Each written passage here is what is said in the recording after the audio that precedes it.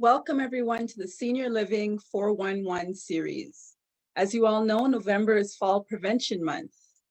Regular exercise helps to strengthen muscles and maintain or improve fitness, balance, stamina, and suppleness at any age, as well as reducing joint pain. As such, regular exercise will help reduce your risk of having a fall. As with all exercise, make sure you warm up and cool down and that you've carried out a number of simple safety checks before you start. Over the past 3 days, I've shared with you 4 videos. The first was on fall prevention exercises, and it was an introduction. This gave you a general overview on exercises and the benefits of having a regular fitness regimen. On that day, we also showed you how to do an exercise level test. And this gave you some tips on how to determine which level of exercise you should begin at, level 1, 2, or 3. The next day, we showed you strength and balance level 1. So this showed some exercises that a person who has determined that they are at level 1 could possibly do. Yesterday, we did strength and balance level 2. And this showed some exercises that a person who's determined that they are level 2 could possibly do. Today's presentation will be the 411 on fall prevention exercises, strength and balance level 3.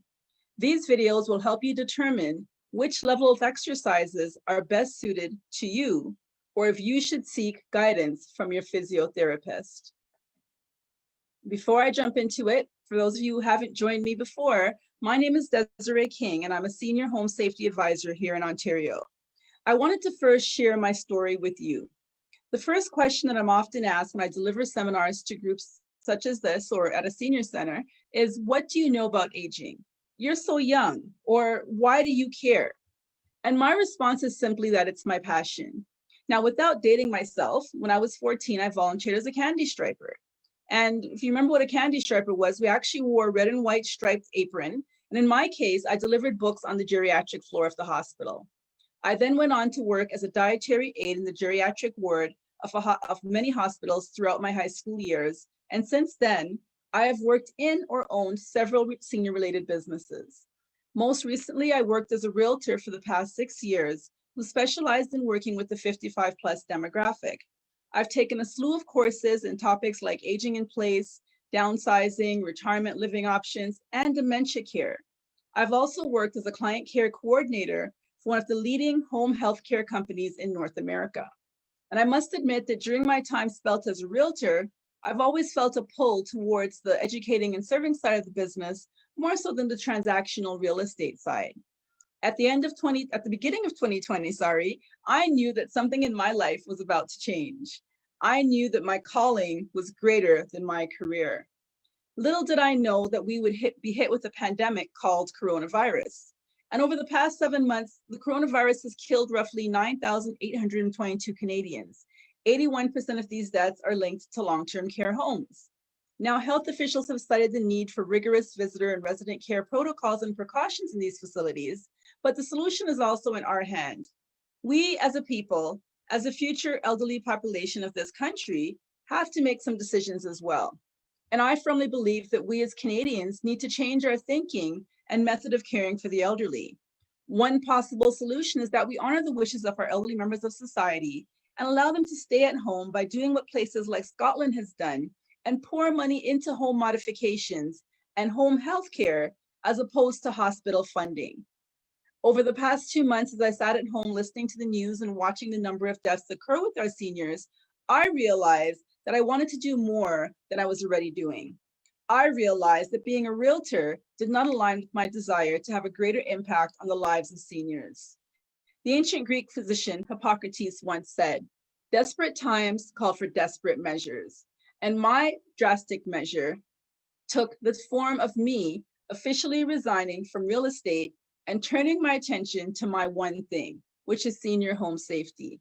Now, while many seniors want to stay at home safely, the fact of the matter is their homes are not equipped to do so.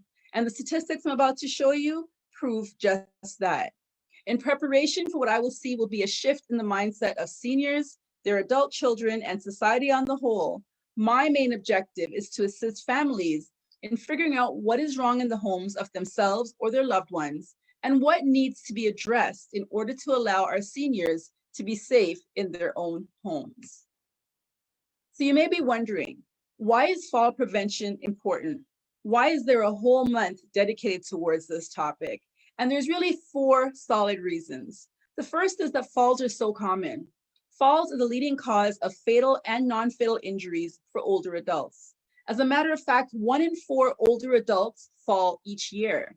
Every 11 seconds, an older adult is treated in the emergency room for a fall. And every 19 minutes, an older adult dies from a fall.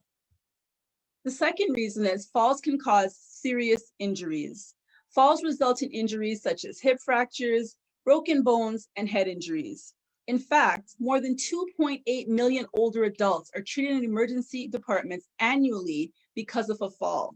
And this results in over 800,000 hospitalizations. The third reason is falls are costly. The average hospital cost for a fall injury is over $30,000. Falls with or without injury carry a heavy burden on the quality of life.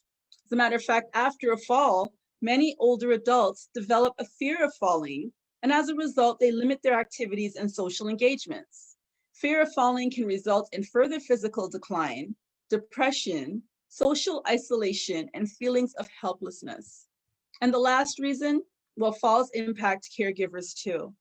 Research has shown that after a care recipient's first fall, caregivers report a significant increase in caregiver burden, fear of falling, and depression. Research has also shown that the toll on the family caregiver's health appears to increase over time. If you can prevent a fall, whether it is for you as the caregiver or the person you're caring for, you can save time, stress, and money. I will now play the video on Strength and Balance Level 3.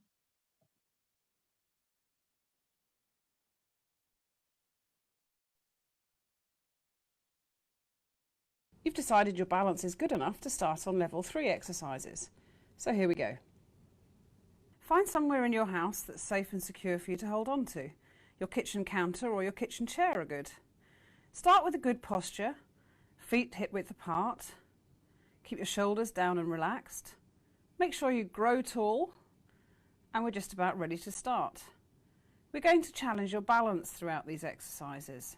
So there's a certain number of things you want to think about in terms of holding on.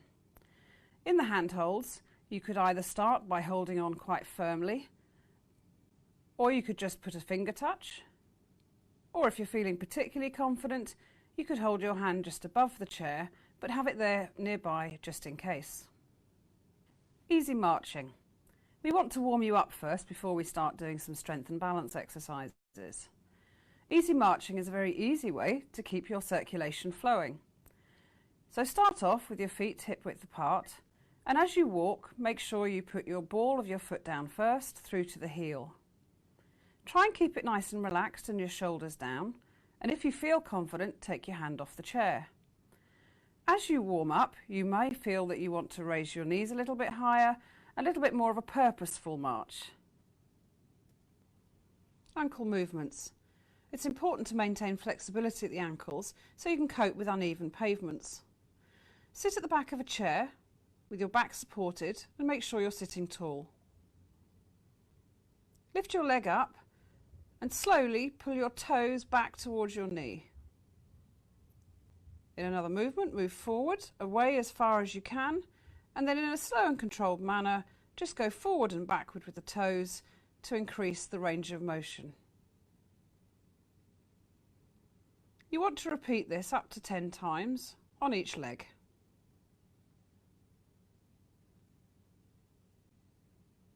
Toe raises.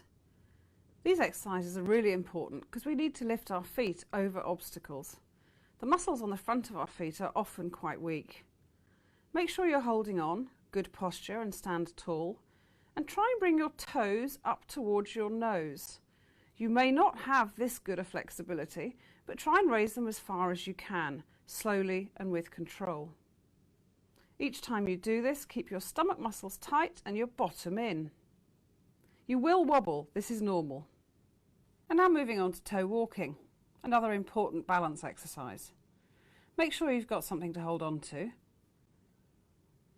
Start by growing tall, pull your tummy muscles in and move slowly up onto your toes. Make sure you're steady first and then take small steps, controlled, on your toes. Try and keep the weight on your big toe and the second toe and stay looking forward. Bring your heels down, face towards your support, turn round and continue. Aim to do 10 steps in both directions. Heel walking. This balance exercise is quite a bit more difficult.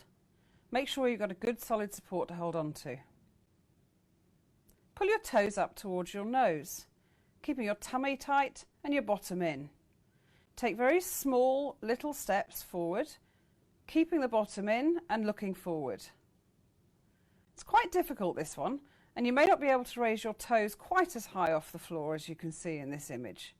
But try as hard as you can to raise the toes up and keep them up during the walking. Always turn towards your support before you turn round and go the other direction.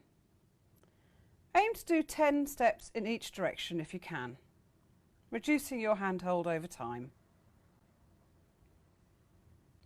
And lastly, sit to stand. This is a core exercise. It will help improve your strength and balance. You can do this anywhere in your home, but make sure you've got a solid chair. Sit forward from the back of the chair to work the back muscles. Make sure you've got good posture and make sure you've brought your toes back a little bit under your knees. Let's make a start. Do the movement nice and slowly and controlled. As you stand up, just move your feet a little bit to get the blood flowing again and slowly sit back again with control. As you repeat these, you'll find your leg muscles start to get quite warm and perhaps a little bit tense. That's quite normal and shows it's having a training effect. Repeat up to 10 times. You can actually make it a bit harder and therefore increase your strength more by doing it more slowly.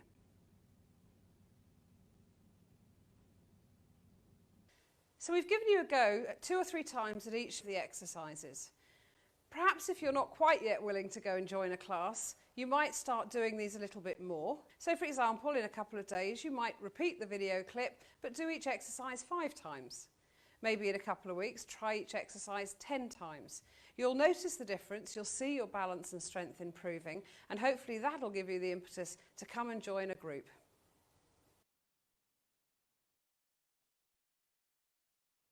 So as you can see, the key thing is to do something.